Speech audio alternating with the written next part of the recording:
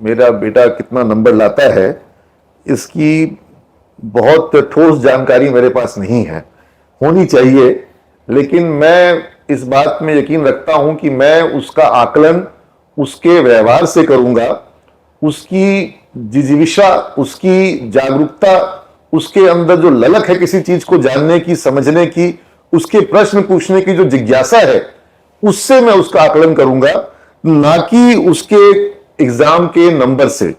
उसकी ब्रांडिंग जो आपने कहा ना, लेबलिंग, तो ये जो आप जब बच्चे का first division, second division, third division जब आप करते हैं तो वो भी तो लेबलिंग ही कर रहे हैं, वहां पर भी लेबलिंग हो रही है। और आप चाहते हैं कि बच्चा संस्कृत में, फिजिक्स में, केमिस्ट्री में, ज्योग्राफी में, सिविक्स में, इंग्लिश में, मैथ्स में, बायोलॉजी में, हर सब्जेक्ट में बच्चा 90% लाए, उसके ऊपर लाए। भाई आप उसकी रुचि किस सारे सब्जेक्ट में समान रूप से कैसे हो सकती है? और अगर वो सिर्फ नंबर की पढ़ाई कर रहा है तो कहीं ना कहीं जो है उसकी रुचि जो है वो पीछे हो जा रही है और मार्क्स जो है वो प्राइमरी हो जा रहे हैं। तो ये हमारे शिक्षा व्यवस्था का भी दोष है, उसकी विडंबना है कि हम मार्क्स के आधार पर आकलन करते हैं। मार्क्स को बेस माना जाता है नामांकन के लिए भी कई बार।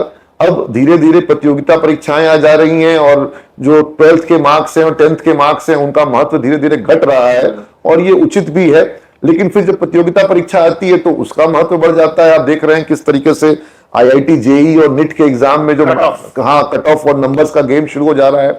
तो मुझे लगता है कि इस दिशा में कुछ अमूलचूल परिवर्तन करने की आवश्यकता है। और मेरा ये बहुत ही फर्म बिलीफ है कि जो छात्र कई बार स्कूल की परीक्षाओं में अच्छा नंबर नहीं ला पाते हैं, कॉलेज की परीक्षाओं में अच्छा नंबर नहीं ला पाते हैं, उनके अंदर भी नैसर्गिक प्रतिभा होती है और वो भी अपने जीवन में कुछ बड़ा कर जाते हैं, कमाल कर जाते हैं।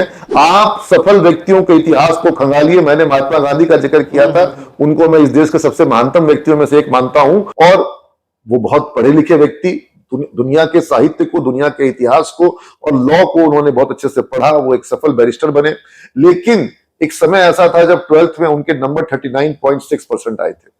तो 39.6% लाने वाले महात्मा गांधी के अंदर में इस पूरे देश को जागरूक करने की क्षमता थी, उठ के खड़ा कर देने की क्षमता थी। और आज ऐसे अनेक छात्र होंगे जिनके नंबर कम आते होंगे या ज्यादा आते होंगे, लेकिन वो अपने जीवन में अगर ये सोच लें कि उनका नंबर कम आया है तो वो बेहतर नहीं कर पाएंगे, तो ये एक गलत परिपाटी होगी। इसलिए छात्रों को, अपने घर के बच्चों को आप नंबर के साथ उनका आकलन ना करें। बंदर पेड़ पे अच्छा चढ़ सकता है, मछली पानी में तैर सकती है, हाथी जो है वो बड़े से बड़े पेड़ को गिरा सकता है, लेकिन हर जानवर जो है वो हर कार्य कर सकता हो। चिड़िया जो है वो पानी में तैरेगी और जो मछली जो है वो पेड़ पे चढ़ेगी, ये संभव नहीं है।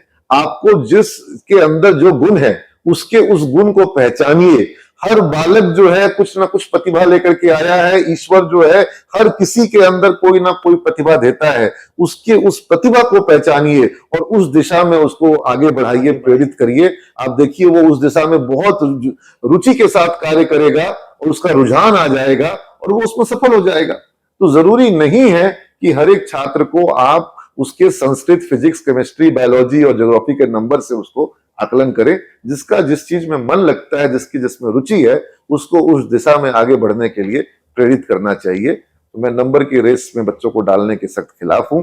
और मैं सिमिज में भी, अपने कॉलेज में भी, जो स्टूडेंट हमारे यहाँ पढ़ते हैं, बच्चे हमारे यहाँ टॉप करते हैं, गोल्ड मेडल लाते हैं, हर साल महामहिम राज्यपाल के हाथों हमारे छात्रों को गोल्ड मेडल पाने का अवसर मिलता है। विश्वविद्यालय परीक्षा में डिस्टिंक्शन के साथ बच्चे पास करते हैं।